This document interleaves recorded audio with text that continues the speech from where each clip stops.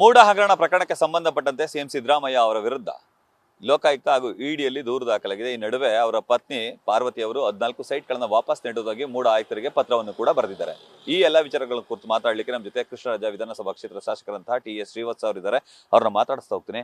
Sir, ಮೊದಲಿಂದಲೂ ಕೂಡ ಸಾಕಷ್ಟು ಹೋರಾಟವನ್ನ ಮಾಡ್ತೀರಿ, 14 ಸೈಟ್ ವಾಪಸ್ ಕೊಡಬೇಕು ಅವರು ಅಂತ ಹೇಳಿ. ಈಗ 14 ಸೈಟ್ ವಾಪಸ್ ಕೊಡ್ತೀನಿ ಅಂತ ಪತ್ರ ಬರೆದಿದ್ದಾರೆ. ಸರ್, ನಿಮ್ಮ ಪ್ರತಿಕ್ರಿಯೆ? ಅಲ್ಲ, ಪತ್ರ ಬರೆದಿರೋದು ಬಹಳ ತಡವಾಗಿದೆ. ಇದನ್ನ 2-3 ತಿಂಗಳಿಂದನೇ ಮಾಡಬೇಕಾಗಿತ್ತು. ನಿನ್ನೆ ಅವರು ಬರೆದಿರೋ ಪತ್ರ ಅಥವಾ ಮಾಧ್ಯಮದಲ್ಲಿ ಬಂದಿರುವಂಥ ಹೇಳಿಕೆ ರಾತ್ರಿ ನೋಡಿದ್ದೀನಿ. ಅದರಲ್ಲಿ ಬಹಳ ಮುಜುಗರ ಆಗ್ತಿದೆ ನಮ್ಮ ಮನೆಯವರಿಗೆ ಅಂತೆಲ್ಲ ಹೇಳ್ಕೊಂಡಿದ್ದಾರೆ. ಈ ಮುಜುಗರ ಇವತ್ತಾಗಿರೋದಲ್ಲ, ನೆನ್ನೆ ಇಡಿ ಎಂಟ್ರಾದ್ಮೇಲೆ ಅಲ್ಲ. ಇದು ಕಳೆದ 2.5 ತಿಂಗಳಿಂದ ಹೇಳ್ತಾನೆ ಇದ್ದೀವಿ. 2 ಸೈಟ್ ತಗೊಳ್ಳೋ ಕಡೆ 14 ತಗೊಂಡಿದ್ದೀರಾ, ಅನ್ಯಾಯ ಅಂತ ಹೇಳ್ತಾನೆ ಇದ್ದೀವಿ. ಬೇಡ ಬಡಾವಣೆಯಲ್ಲಿ ತಗೊಂಡಿದ್ದೀರಾ ಅಂತ. ಅವತ್ತು ಯಾಕೆ ಇವ್ರಿಗೆ ಅದು ಅನ್ನಿಸ್ಲಿಲ್ಲ ಗೊತ್ತಿಲ್ಲ. ಈಗ ಯಾಕೆ ಜ್ಞಾನೋದಯ ಆಗಿದೆ ಅನ್ನೋದು ಗೊತ್ತಿಲ್ಲ. ಅವ್ರ ಮನೆಯವ್ರ ಬಗ್ಗೆ ಬಹಳ ಗೌರವ ಇದೆ. ಸರತಿ ಸಾಲಿನಲ್ಲಿ ಚಾಮುಂಡಿ ಬೆಟ್ಟಕ್ಕೆ ಹೋಗ್ತಾ ಇದ್ದಿದ್ದು ನೆನಪಿದೆ. ಆದರೆ ಈ ಸಂದರ್ಭದಲ್ಲಿ ಹಿತಶತ್ರುಗಳ ಮಾತುಗಳನ್ನು ಕೇಳೇ ಸಿದ್ದರಾಮಯ್ಯನವರು ಅವ್ರ ಕಾಲ ಮೇಲೆ ಅವರು ಕಲ್ಲನ್ನು ಎತ್ತಾಕೊಂಡಿದ್ದಾರೆ ಅಂತ ಹೇಳೋದಕ್ಕೆ ಮತ್ತೊಮ್ಮೆ ಬಯಸ್ತಾ ಇದ್ದೀನಿ. ಈ ರೀತಿ ಸೈಟ್ ವಾಪಸ್ ನೀಡೋದು ಕಾನೂನಲ್ಲಿ ಅವ್ರಿಗೆ ಅನುಕೂಲ ಆಗುತ್ತಾ? ಹೇಗೆ ಸರ್? ಹೇಗಾಗುತ್ತೆ? ಆಯುಕ್ತರು ಹೆಂಗೆ ತಗೊಂಬಿಡೋಕೆ ಸಾಧ್ಯ? ರಿಜಿಸ್ಟರ್ ಮಾಡಿರೋದನ್ನ ನನಗೀಗ ಬೇಡ, ನನಗೆ ಬೇಕಾದಾಗ ಕೊಡಿ, ಬೇಡದಾಗ ವಾಪಸ್ ತಗೊಳ್ಳಿ ಅಂದರೆ ಕೋರ್ಟ್ ನಡೀತಾ ಇಲ್ವ? ಕೇಸ್ ನಡೀತಾ ಇದೆಯಲ್ಲ.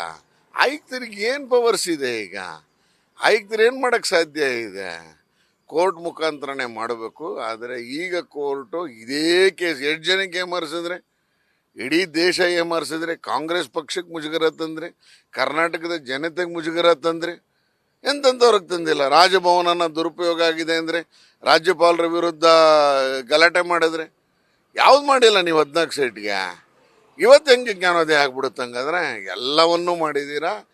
ಕಾಂಗ್ರೆಸ್ ಪಕ್ಷಕ್ಕೆ ಮುಜುಗರ ಆಗಿದೆ, ಕರ್ನಾಟಕ ಜನತೆಗೆ ಮುಜುಗರ ಮಾಡಿದ್ದೀರಾ.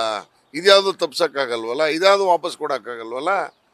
ಆ ಹಿನ್ನೆಲೆಯಲ್ಲಿ ಈಗ ಯಾವ ಕಾರಣಕ್ಕೂ ಸೈಟನ್ನು ವಾಪಸ್ ಮಾಡೋದಕ್ಕೆ ಆಗೋದಿಲ್ಲ. ಕಾನೂನು ಪ್ರಕಾರ ಹೋರಾಟ ಮಾಡಬೇಕು.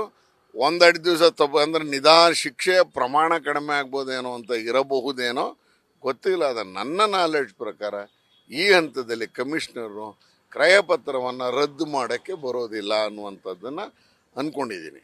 ಆರಂಭದಲ್ಲೇ ನಾನು ಕೊಡ್ತಿದ್ದೆ, ಆದರೆ ಕೆಲವು ಹಿತೈಷಿಗಳು ಬೇಡ ಅಂತ ಹೇಳಿದ್ರು, ಹಾಗಾಗಿ ನಾನು ಕೊಟ್ಟಿರಲಿಲ್ಲ. ನನ್ನ ಗಂಡನ ಚ್ಯುತಿಗೆ ಬರ್ತಿದೆ, ಹಾಗಾಗಿ ನಾನು ಇದು ಕೊಡ್ತಿದ್ದೀನಿ. ಮೊದಲನೇದು. ಎರಡನೇದು, ಮನೇಲಿದ್ದೀವಿ, ಗೌರವಯುತವಾಗಿದ್ದೀವಿ, ರಾಜಕೀಯಕ್ಕೆ ಹೆಣ್ಮಕ್ಳನ್ನ ಎಳೆ ತರಬೇಡಿ ಅಂತೇಳಿ ರಾಜಕಾರಣಿಗಳಿಗೆ ಮನವಿಯನ್ನು ಮಾಡ್ತಿದ್ದಾರೆ. ಸರ್, ಸರಿ ಇದೆ. ಆದರೆ ಯಾರು ಹೇಳತಂದಿದ್ದು? ನಾವು ಆ ಸೈಟ್ ಕೊಡಿ ಅಂತ ಬರ್ಕೊಟ್ಟಿದ್ದು 14 ಸೈಟು. ನಮ್ಮದು ಜಮೀನು ಹೋಗಿದೆ, ಸೈಟ್ ಕೊಡಿ ಅಂತ ನಾವು ಕೈ ಹಿಡಿದು ಬರ್ಸಿದ್ವಾ? ಯಾರು ಬರ್ಸಿರೋದು? ಯಾರು ಕೊಟ್ಟಿರೋದು? ನನ್ನೆಯ ಸಿಗ್ನೇಚರ್ ನೋಡಿ, ಅವತ್ತು ವೈಟ್ನರ್ ಸಿಗ್ನೇಚರ್ ನೋಡಿ ಗೊತ್ತಾಗುತ್ತಲ್ಲ ವ್ಯತ್ಯಾಸಗಳು. ಹಾಗಾಗಿ ಯಾರೂ ಮಾಡಿಲ್ಲ. ನಿಮ್ಮ ಜೊತೆಯಲ್ಲಿರುವಂಥ ನಿಮ್ಮ ಭೈರತಿ ಸುರೇಶ್ ಅವರಂತ ಕಾನೂನು ಸಲಹೆಗಾರಂತ ಆ ಥರದವರ ಮಾತು ಕೇಳ್ಕೊಂಡು ಇವತ್ತು ಈ ಪರಿಸ್ಥಿತಿಗೆ ಬಂದಿದ್ದೀರಿ. ಇದ್ರ ಬೇರೆ ಯಾರ್ದೂ ತಪ್ಪಿಲ್ಲ, ನಮ್ಮದು ಒಂದೇ ಇದ್ದಿದ್ದು ನಿಮ್ಮ ಮನೆಯವರಿಗೆ ತಲುಪಿದೆ.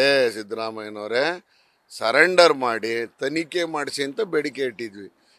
ನೀವು ಮಾತ್ರ ಅಂತಲ್ಲ, ಈ 14 ಸೈಟ್ಗೋಸ್ಕರ 4860 ಸೈಟ್ ಮಲಗೋಗ್ತಾ ಇದೆ. ಇದೆಲ್ಲ ಇಂಪಾರ್ಟೆಂಟ್. ನಾನಿವತ್ತು ಪತ್ರ ಬರೆಯೋನಿದ್ದೀನಿ. 14 ಸೈಟ್ಗೋಸ್ಕರ ಈ 4800 ಸೈಟ್ ಏನಾಗ್ತಾ ಇದೆ? ಈಗ ಒಟ್ಟು ಆಗಿರೋದು 37 ತಿಂಗಳಲ್ಲಿ 4879 ಸೈಟ್. ಅದ್ರ ಬಗ್ಗೆ ನಾವು ಮಾಡಬೇಕು ಹೋರಾಟ. ಬರೀ 14 ಸೈಟ್ ಅಲ್ಲ. ಇದನ್ನು ಬಿಟ್ಟರೆ ಈಗ ಮುಖ್ಯಮಂತ್ರಿಗಳ ಮನೆಯವರು ಅನ್ನೋ ಕಾರಣಕ್ಕೆ ಮಾತ್ರ ಆಗಿದೆ. ಇದು ಬಿಟ್ಟರೆ ಮಿಕ್ಕಿದ ಹೋರಾಟವನ್ನು ಮಾಡೇ ಮಾಡ್ತೀವಿ. ಸರ್, ನಿಮ್ಮ ರಾಜ್ಯಾಧ್ಯಕ್ಷರು ಒಂದು ಟ್ವೀಟ್ ಮಾಡ್ತಾರೆ. ಸರ್, ಕೆಟ್ಟ ಮೇಲೆ ಬುದ್ಧಿ ಬಂತು. ರಾಜ್ಯಾಧ್ಯಕ್ಷರು ಹೇಳೋದಂದ್ರೆ ರಾಜೀನಾಮೆ ಈಗಲಾದ್ರೆ ಕೊಡ್ಲಿ ಅಂತ. ರಾಜೀನಾಮೆ ಇನ್ನೆವಿಟಬಲ್, ಕೊಡಲೇಬೇಕಾಗತ್ತೆ. ನೆನ್ನೆ ಇಡಿ ಎಂಟ್ರಿ ಆಗಿದೆ.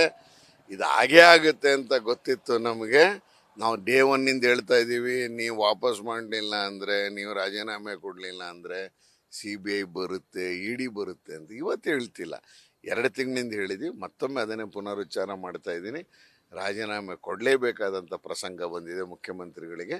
ಅವರ ಇವತ್ತಿನ ಈ ದುಸ್ಥಿತಿಗೆ ಹಿತಶತ್ರುಗಳೇ ಕಾರಣ. ಈಗ ಫೈನಲಿ ನಿಮ್ಮ ಮುಂದಿನ ಹೋರಾಟ ಆಗಿರುತ್ತೆ ಸರ್? ನೋಡೋಣ. ಇವತ್ತು ಬೆಳಿಗ್ಗೆ ಎಲ್ಲ ರಿಯಾಕ್ಷನ್ಸನ್ನೆಲ್ಲ ನೋಡಿ ರಾಜ್ಯಾಧ್ಯಕ್ಷರು ಮತ್ತು ಆರ್ ಅಶೋಕ್ ಸಾಹೇಬ್ರ ಹತ್ರ, ಚಲವಾದಿ ನಾರಾಯಣ ಸ್ವಾಮಿ ಹತ್ರ ಮಾತಾಡಿದ ನಂತರ ತಿಳಿಸ್ತೇನೆ. ನಿಮ್ಮ ಹೋರಾಟಕ್ಕೆ ಜಯ ಸಿಕ್ಕಿದೆ ಅಂತ ಈಗ ಅನಿಸ್ತಿದೆಯಾ? ಸತ್ಯಮೇವ ಜಯತೆ, ಸತ್ಯಕ್ಕೆ ಜಯ ಸಿಗ್ತಾ ಇದೆ. ಇಷ್ಟು ಕೃಷ್ಣರಾಜ ವಿಧಾನಸಭಾ ಕ್ಷೇತ್ರದ ಶಾಸಕರಂತಹ TS ಶ್ರೀವತ್ಸ ಅವರ ಮಾತುಗಳು. ಕ್ಯಾಮರಾಮನ್ ವಿನಯ್ ಜೊತೆ Ravi Pandavapura, news first, Mysuru. News first ನಿರ್ಭೀತಿಯಿಂದ ನಿಮ್ಮ ಪರವಾಗಿ.